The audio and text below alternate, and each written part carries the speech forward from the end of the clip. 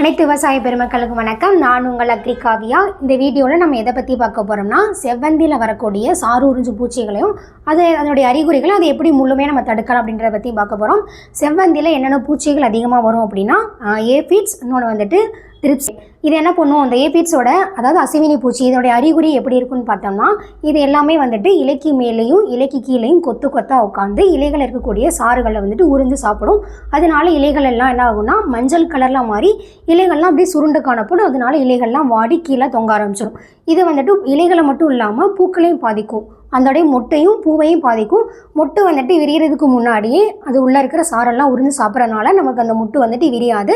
பூக்கள்லேயும் வந்துட்டு அதில் இருக்கக்கூடிய சாரெல்லாம் உரியும். அதனால நமக்கு வந்துட்டு பூக்கள் பார்க்க எப்படி இருக்குன்னா அரக்கு கலரில் அப்படி வாடி தொங்க ஆரம்பிச்சிடும். இந்த அசைவினி பூச்சி என்ன பண்ணுன்னா இலைகளில் வந்துட்டு சூட்டி மோல்டுன்னு சொல்லக்கூடிய அதாவது கரும்பூஞ்சையை வந்துட்டு இலைகளில் ஏற்படுத்தும். அது என்ன பண்ணும் அப்படின்னா கருப்பு கலர் பார்க்குறக்கே கருப்பு கலரில் இலைகள்லாம் ஒட்டி போயிட்டு காணப்படும்.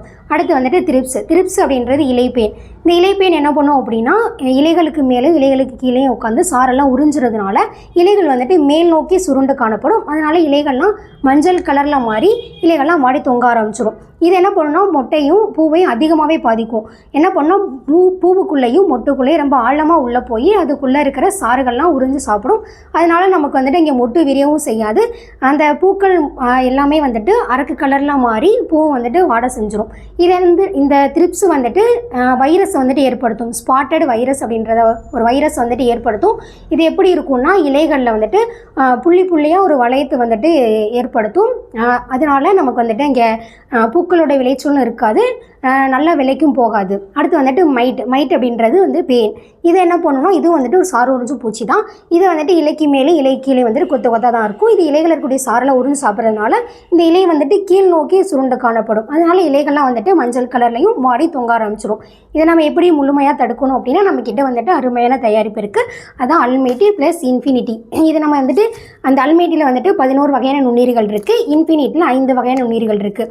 இந்த அல்மேட்டியில் வந்துட்டு 11 வகை நுண்ணுயிர்கள் வந்துட்டு 4 விதமான செயல்களை செய்யும்.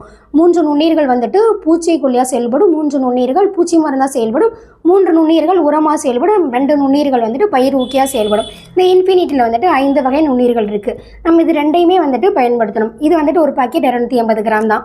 ஒரு ஏக்கருக்கே வந்துட்டு அல்மேட்டியில் 2 பாக்கெட்டும் இன்ஃபினிட்டியில் 2 பாக்கெட்டும் பயன்படுத்தணும். இதை நம்ம எப்படி பயன்படுத்தணும் அப்படின்னா 2லேருந்து 4 நாளைக்கு தேவையான அளவு தண்ணியில் நல்லா ஊற வச்சுக்கணும். ஊற வச்சுட்டு நம்ம இதை வந்துட்டு 3 டோஸாக கொடுக்கணும். ஃபஸ்ட்டு டோஸ் வந்துட்டு ஸ்ப்ரே பண்ணணும். அடுத்து 2வது டோஸு 3வது டோஸு நம்ம வேறு வழியாக கொடுக்கணும். ஃபஸ்ட்டு டோஸ் கொடுத்து ஒரு 3 நாள் கேப்பில் வந்துட்டு நம்ம 2வது டோஸ் கொடுக்கணும். 2வது டோஸ் கொடுத்து ஒரு 7 நாள் இடைவெளியில் வந்துட்டு நம்ம 3வது டோஸ் கொடுக்கணும். இப்படி நம்ம ஒரு 3 டோஸ் கொடுத்துட்டோம் அப்படின்னா அந்த செவ்வந்தியில் வரக்கூடிய அனைத்து வகையான சாறு உறிஞ்சு பூச்சிகளையும் நம்ம முழுமையாக கண்ட்ரோல் பண்ணிடலாம். எனவே அனைத்து விவசாயிகளும் இதை வாங்கி பயனடையுமாறு உங்களை அன்புடன் கேட்டுக்கொள்கிறேன். நன்றி, வணக்கம்.